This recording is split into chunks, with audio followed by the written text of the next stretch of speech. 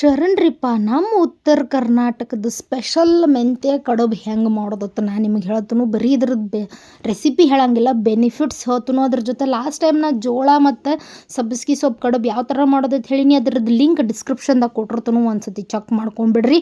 ಹಂಗೆ ಮತ್ತು ಇದರಿಂದ ಭಾಳ ಬೆನಿಫಿಟ್ಸ್ ಐತಿ. ನಿಮಗೆಲ್ಲ ಗೊತ್ತಿರ್ತೈತಿ, ಮೆಂತ್ಯ ಸೊಪ್ಪು ಆಹಾರದಾಗ ನಂಬರ್ 1 ಅಂತಂದ್ರೂ ತಪ್ಪಾಗಂಗಿಲ್ಲ. ಆ ಪರಿ ಬೆನಿಫಿಟ್ಸ್ ಇರುವಂಥ ಈ ಆಹಾರದಾಗ ಏನೇನೆಲ್ಲ ಮಾಡ್ಕೋಬೋದು ಅಂತ ನಿಮಗೂ ಗೊತ್ತಿರ್ತೈತಿ. ಭಾಳ ವೆರೈಟಿ ಮಾಡ್ತಾರೋ ನಾರ್ತ್ ಕರ್ನಾಟಕ ಆಗಿರ್ಬೋದು, ಇಡೀ ಭಾರತದೊಳಗನ.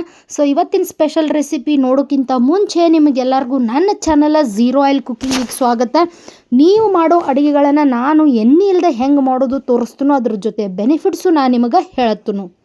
ಫಸ್ಟ್ ಟೈಮ್ ಯಾರೆಲ್ಲ ನನ್ನ ಚಾನಲ್ ನೋಡತ್ತೀರಿ ದಯವಿಟ್ಟು ಸಬ್ಸ್ಕ್ರೈಬ್ ಮಾಡ್ಕೋರಿ ಮತ್ತು ಇನ್ಸ್ಟಾಗ್ರಾಮ್ದಾಗೂ ಫಾಲೋ ಮಾಡಿರಿ. ನಿಮ್ಮ ಸಪೋರ್ಟ್ ನಮಗೆ ಭಾಳ ಇಂಪಾರ್ಟೆಂಟ್ ಇರ್ತೈತಿ. ವಿಡಿಯೋ ಕಡಿ ತನಕ ನೋಡಿರಿ. ಸೊ ಇಲ್ಲೇನು ಮಾಡತ್ತೇನೆ, ನಾ ಒಂದು ಪಾತ್ರೆ ತೊಗೊಂಡೇನಿ. ಆ ಪಾತ್ರೆ ಒಳಗೆ ನಾ ಇಲ್ಲೇನು ಮಾಡತ್ತೇನೆ, ಒಂದು ಅರ್ಧ ಬಟ್ಟಲಷ್ಟು ಗೋಧಿ ಹಿಟ್ಟು ಹಾಕ್ಕೊಳತ್ತೇನೆ. ನೀವು ನಿಮ್ಮ ಮನೆಯಾಗಿನ ಕ್ವಾಂಟಿಟಿ ನೋಡಿ ಅದನ್ನು ಅಡ್ಜಸ್ಟ್ ಮಾಡ್ಕೋಬೋದು. ಅಂದ್ರೆ ಜಾಸ್ತಿ ಜನ ಇದ್ರೆ ಜಾಸ್ತಿ, ಸ್ವಲ್ಪ ಜನ ಇದ್ರೆ ಸ್ವಲ್ಪ. ಬಟ್ ಇದನ್ನು ಸ್ವಲ್ಪ ತೊಗೊಂಡ್ರೂ ಇದು ಭಾಳ ಆಗಿಬಿಡ್ತೈತಿ. ನಾ ಇಲ್ಲಿ 6 ಮಂದಿಗೆ ಮಾಡುವಂಥ ಕ್ವಾಂಟಿಟಿ ನಿಮಗೆ ತೋರ್ಸತ್ತೇನೆ. ಸೊ ಇದಕ್ಕೆ ನಾ ಏನು ಮಾಡತ್ತೇನೆ, ಸ್ವಲ್ಪ ಅಚ್ಚ ಖಾರದ ಪುಡಿ ಮತ್ತು ಉಪ್ಪನ್ನು ಹಾಕ್ಕೊಳತ್ತೇನೆ. ನಮ್ಮ ಸೈಡ್ ಬಂಗಿ ಪುಡಿ ಅಂತೀವಲ್ಲ ಅದನ್ನು.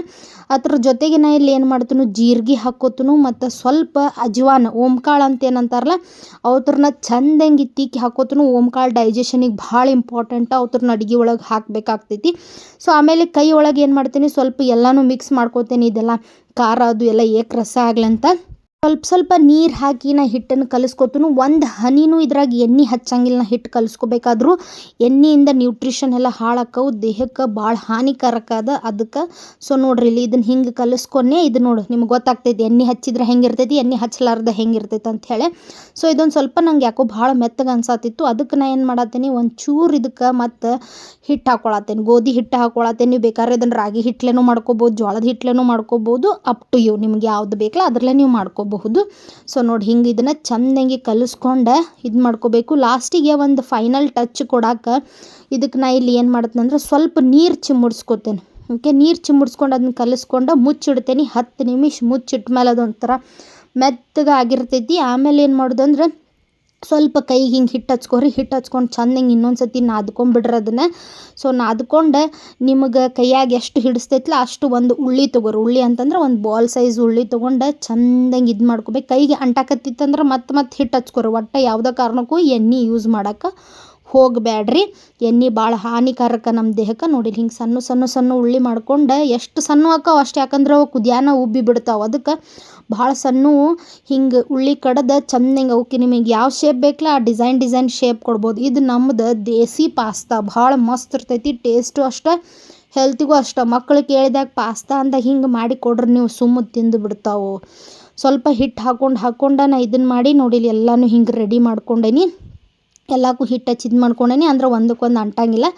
ಇನ್ನು ಒಂದು ಕುದಿ ಪಾತ್ರೆ ಒಳಗೆ ಬರೀ ಉಪ್ಪು ಹಾಕಿ ಇವತ್ತರನ್ನ ಎಲ್ಲನೂ ಇದ್ರೊಳಗೆ ಹಾಕಾಕತ್ತೇನಿ.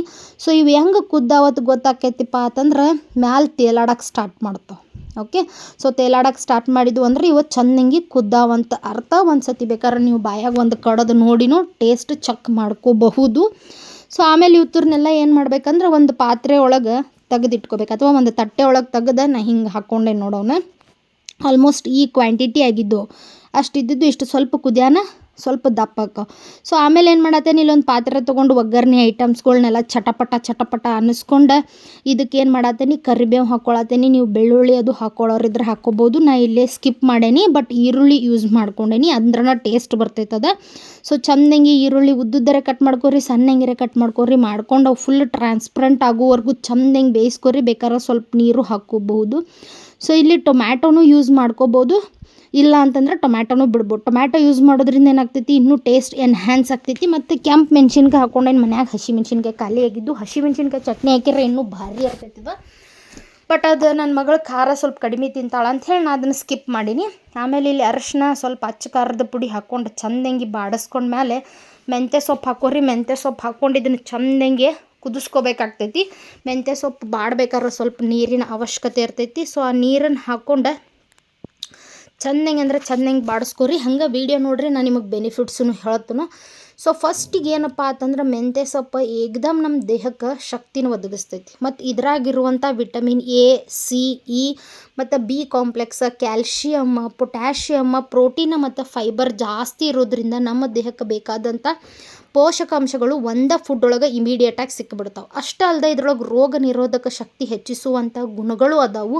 ಬೆಳಿಗ್ಗೆ ಖಾಲಿ ಹೊಟ್ಟೆಯೊಳಗೆ ಇದನ್ನು ತಿನ್ನೋದ್ರಿಂದ ನಿಮ್ದು BP ಕಂಟ್ರೋಲಿಗೆ ಬರ್ತೈತಿ. ಅಷ್ಟೇ ಅಲ್ದನ ಇದ್ರೊಳಗೆ ಪೊಟ್ಯಾಷಿಯಮ್, ಮೆಗ್ನೀಷಿಯಮ್ ಜಾಸ್ತಿ ಇರೋದ್ರಿಂದ ಏನಾಗ್ತೈತೆ ಅಂದ್ರೆ ಹೃದಯ ಬಡಿತ ನಿಯಂತ್ರಣ, ಪ್ಯಾಲಿಪಿಟೇಷನ್ ಅಂತಾರಲ್ಲ ಅದು ಕಡಿಮೆ ಆಗ್ತೈತಿ. ಅಷ್ಟೇ ಅಲ್ದೆ ಹಾರ್ಟಿಗೆ ಸಂಬಂಧಿಸಿದಂಥ ಪ್ರಾಬ್ಲಮ್ಗಳು ಕಡಿಮೆ ಆಕ್ಕವು. ಸೊ ಹಿಂಗೆ ಮೆಂತ್ಯ ಸೊಪ್ಪೆಲ್ಲ ಚೆಂದಂಗೆ ಕುದ್ದ ಮೇಲೆ ಇವು ಕುದಿಸಿಟ್ಕೊಂಡಿರುವಂಥವು ಏನು ಕಡುಬು ಇರ್ತಾವಲ್ಲ ಅವತ್ರನ್ನ ಹಾಕಿ ಚೆಂದಂಗೆ ಹಾಕಿ ಕಲಿಸ್ಬೇಕು. ಹಿಂಗೆ ಅವು ಫುಲ್ ಏಕ ರಸ ಆಗಬೇಕು. ಸೊ ಆಮೇಲೆ ಸ್ವಲ್ಪ ಕಡುಬು ಮತ್ತು ಇವೆಲ್ಲನೂ ಮಿಕ್ಸ್ ಆಗಕ್ಕೆ ನೀವೇನು ಮಾಡಿಬಿಡ್ರಿ, ಸ್ವಲ್ಪ ನೀರು ಹಾಕ್ಕೊಂಡು ಚೆಂದಂಗೆ ಕುದಿಸಿದ್ರಂದ್ರೆ ನಿಮಗೆ ಎಂಡ್ ಪ್ರಾಡಕ್ಟ್ ಬಂದುಬಿಡ್ತೈತಿ. ನೋಡಿ, ನಾನು ಸ್ವಲ್ಪ ನೀರು ಹಾಕ್ಕೊಂಡು ಅದನ್ನು ಕುದಿಸೇನಿ, ಮಸ್ತ್ ಟೇಸ್ಟ್ ಬರ್ತೈತಿ. ಮ್ಯಾಲೆ ಒಂದು ಸ್ವಲ್ಪ ಶೇಂಗಾ ಪುಡಿ ಮತ್ತು ನಿಂಬೆ ಹಣ್ಣು ಹಿಂಡ್ಕೊಂಡು ಬಿಟ್ರಂದ್ರೆ ಏಕ್ದಮ್ ರೆಸಿಪಿ ರೆಡಿನ ಆಗಿಬಿಡ್ತೈತಿ. ಮತ್ತು ಇದ್ರಾಗಿರುವಂಥ ನಾರಿನಾಂಶ ಏನಿರ್ತೈತಲ್ಲ ಇದು ನಮ್ಮ ಜೀರ್ಣಾಂಗ ವ್ಯವಸ್ಥೆನ ಚಲೋ ಮಾಡ್ತೈತಿ. ಯಾರಿಗೆಲ್ಲ ಕಾನ್ಸ್ಟಿಪೇಷನ್ ಐತಿ ಅಂದ್ರೆ ಪೈಲ್ಸ್ ಪ್ರಾಬ್ಲಮ್ ಐತಿ ಮತ್ತು ಸಂಡಾಸ್ ಬರಂಗಿಲ್ಲ ಅಂತ ಅನ್ಕೊಳತ್ತಿರಲ್ಲ ಅವರಿಗೆಲ್ಲನೂ ಇದು ಜೀರ್ಣಕ್ರಿಯೆಗೆ ಹೆಲ್ಪ್ ಮಾಡ್ತೈತಿ. ಮತ್ತು ಇದ್ರಾಗಿರುವಂಥ ವಿಟಮಿನ್ ಎ ಮತ್ತು ಇ ಇಂದ ಏನಾಗ್ತೈತಿ, ಚರ್ಮ ಮತ್ತು ಕಣ್ಣುಗಳಿಗೆ ಭಾಳ ಇಂಪಾರ್ಟೆಂಟ್ ಇದೆ. ಅಷ್ಟೇ ಅಲ್ಲದೆ ಇದ್ರಾಗಿರುವಂಥ ಕೆಲವೊಂದು ರ್ಯಾಡಿಕಲ್ಸಿಂದ ಏನಾಗ್ತೈತೆ ಅಂದ್ರೆ ನಮ್ಮ ದೇಹ ರೋಗ ನಿರೋಧಕ ಶಕ್ತಿನ ಆಟೋಮೆಟಿಕ್ಕಾಗಿ ತಗೋತೈತಿ. ಸೊ ಇದನ್ನು ನಾವು ಡೈಲಿ ನಮ್ಮ ಉತ್ತರ ಕರ್ನಾಟಕದವ್ರಂತೂ ಹಸಿದು ಹಂಗೆ ತಿಂತೇವೆ. ಯಾರೆಲ್ಲ ತಿನ್ನತ್ತಿಲ್ಲ ಇವತ್ತಿಂದ ಅದನ್ನು ರೂಢಿ ಮಾಡ್ಕೋರಿ. ಈ ವಿಡಿಯೋ ನಿಮಗೆ ಹೆಲ್ಪ್ಫುಲ್ ಆಗಿತ್ತು ಅಂತ ನಾನು ಅನ್ಕೋತೀನಿ. ಅದನ್ನು ಕಮೆಂಟ್ ಸೆಕ್ಷನ್ದಾಗ ತಿಳಿಸ್ರಿ. ನೀವು ಮೆಂತ್ಯ ಸೊಪ್ಪಿಂದ ಮತ್ತು ಯಾವ್ಯಾವ ರೆಸಿಪಿ ಮಾಡ್ತೀರ ಅನ್ನೋದು ತಿಳಿಸ್ರಿ. ನಾಳೆ ಮತ್ತೊಂದು ವಿಡಿಯೋ ಒಂದಿಗೆ ಮೀಟ್ ಆಗ್ತೇನೆ. Take care, love you all, bye.